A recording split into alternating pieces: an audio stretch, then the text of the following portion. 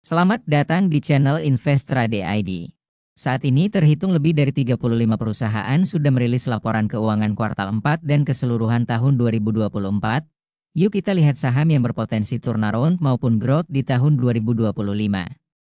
Pertama ada saham BTPS berdasarkan laporan keuangan per kuartal 4 2024 mampu membukukan laba 291 miliar secara Q-on-Q laba BTPS bertumbuh dibandingkan tahun sebelumnya Q4 2023 yang hanya 77 miliar. Namun kita perlu cek laporan keuangannya. Dan ternyata jika melihat data dibandingkan tahun 2023 secara laba kotornya malah menurun 100 miliar dan juga laba rugi dari segmen operasional terbesar BTPS pendapatan jual beli murabahah malah menurun. Sehingga jawaban mengapa laba Q4 2024 bisa lebih besar karena ada efisiensi dari beban operasional BTPS yang berkurang dari 1,2 triliun menjadi 838 miliar. Selisih tersebut yang menjadikan BTPS mencetak laba bersih yang meningkat di kuartal keempat. Kesimpulannya saat ini efisiensi BTPS mulai menunjukkan hasil. Namun dari pendapatan segmen operasional terbesarnya malah menurun dari 5,3 triliun menjadi 4,8 triliun year on year. Sobat Invest perlu memantau bagaimana di kuartal selanjutnya apakah laba operasional BTPS mampu pulih dan menunjukkan growth. BTPS rutin bagi dividen sejak tahun 2020 dan dividen yield yang tertinggi sebesar 5,18%. Jika kita hitung potensi dividen tahun 2025 dengan data EPS 2024 dan payout ratio sekitar 35% sampai 40% potensi dividen nominal 48,2 sampai 55,1 per lembar saham. Harga saat video ini dibuat di 940 maka dividen yieldnya di kisaran 5,1% sampai 5,85% dan perkiraan bagi dividen berdasarkan histori di bulan Maret hingga Mei 2025. Sekilas kita lihat weekly chart harga saham BTPS sudah downtrend terhitung 3 tahun lamanya dan saat ini support terdekatnya di area 850. Mulai terlihat ada momentum pembalikan pada harga saat ini disclaimer Sobat Invest. Kedua ada saham BBHI berdasarkan net income secara Q-on-Q kuartal 4 mampu membukukan laba bersih 165 miliar yang naik dari tahun sebelumnya 106 miliar. Jika kita lihat Q-on-Q-nya memang total pendapatannya bertambah dari 352 miliar menjadi 406 miliar walaupun beban bunga meningkat. Secara year on year laporan keuangan pada laba rugi BBHI terlihat pendapatan bunga meningkat dari 1,32 triliun menjadi 1,48 triliun. Dan dari laba operasional yang terbesarnya pendapatan administrasi dan mampu bertumbuh 300% dibandingkan tahun 2023. Walaupun secara beban operasional bertambah perusahaan BBHI mampu mencatatkan growth laba bersih year on year sekitar 5,07%. Sekilas weekly chart B titik tertingginya sempat di harga 8.000 dan saat ini harganya hanya 660 per lembar penurunannya memang sangat dalam. Sepertinya turnaround story B sudah terjadi pada tahun 2020 hingga tahun 2022. Saat ini growth story B yang perlu investor perhatikan karena seperti yang kita tahu Alo Bank merupakan salah satu bank digital terbesar. Selanjutnya saham AALI atau Astra Agro Lestari pada net income atau laba bersih kuartal keempat 2024 terlihat menunjukkan growth dibandingkan Q-on-Q tahun 2023. Jika kita lihat total pendapatan Q-on-Q kuartal 4 AALI meningkat hampir 10% tepatnya 9,52% Q-on-Q dan beban penjualannya menurun. Jika kita lihat laporan laba rugi year on year AALI pendapatan bersihnya meningkat 5,16% walaupun beban pokoknya bertambah namun laba kotor masih mencatatkan pertumbuhan 20,58%. Dan dari segi laba bersih meningkat 9,7% menjadi 1,148 triliun dibandingkan tahun 2023 1,056 triliun.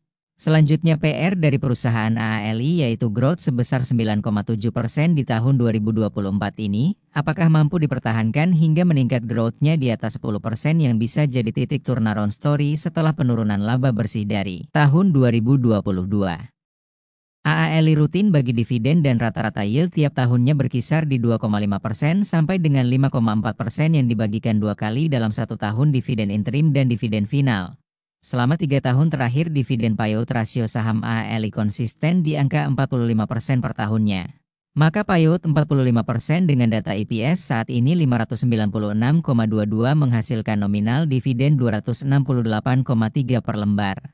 Berhubung sudah membagikan dividen interim sebesar 84 per lembar, jadi potensi dividen final tahun 2025 nanti sebesar 184 per lembar saham sekitar bulan April hingga Mei 2025. Weekly chart saham AALI sedang berada di downtrend yang cukup berat imbas dari penurunan laba bersih sejak 2022 hingga saat ini. Ada indikasi buying power yang cukup kuat terlihat pada kenaikan bulan Juli 2024 namun kembali melemah menuju area supportnya. Sekilas masih ada potensi penurunan namun melihat volume saat ini cukup rendah bisa jadi membentuk rentang pergerakan harga sideways dan menariknya ada akumulasi dari investor asing di saham AALI saat ini. Selanjutnya ada saham BNI atau Maybank Indonesia secara net income Q on Q di kuartal 4 membukukan laba bersih 558 miliar naik dibandingkan tahun 2023 sebesar 497 miliar. Jika kita telusuri data kinerja BNI, pendapatan dari bunga bannya meningkat 9,17% Q on Q dibandingkan tahun lalu kuartal yang sama. Dan juga saat ini pendapatan dari pinjaman berbunga BNI meningkat. Jika kita lihat data year on year laba rugi saham BNI secara pendapatan bunga bertumbuh 9% dan pendapatan syariahnya tumbuh 9,4%. Namun beban bunga secara year on year malah bertambah. Dan dari segi pendapatan operasional meningkat 8,5% yang terbesar dari pendapatan lainnya. Di sini pendapatan lainnya yang dimaksudkan yaitu seperti piutang yang dihapuskan. Namun beban operasional perusahaan malah meningkat sekitar 600 miliar.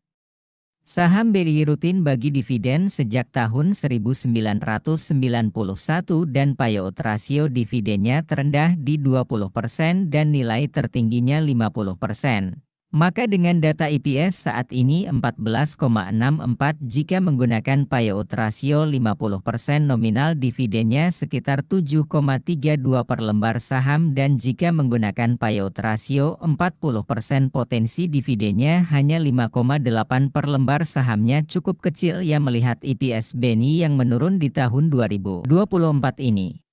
Secara monthly chart saham BNI cenderung sideways di area terendah COVID tahun 2020 sampai saat ini dan dengan harga saham tertingginya pada tahun 2010 tidak pernah recovery. Secara tren harga weekly chart pun sedang fase downtrend yang cukup berat sempat rebound di area gap harga tahun 2020 dan harga saat ini terlihat masih menurun dengan area support last swing low di harga 184.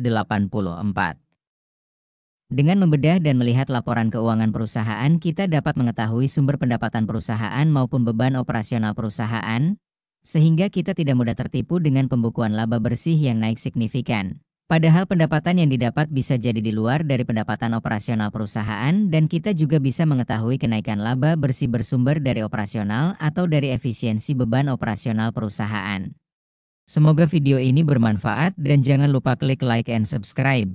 Sekian dan terima kasih telah menonton.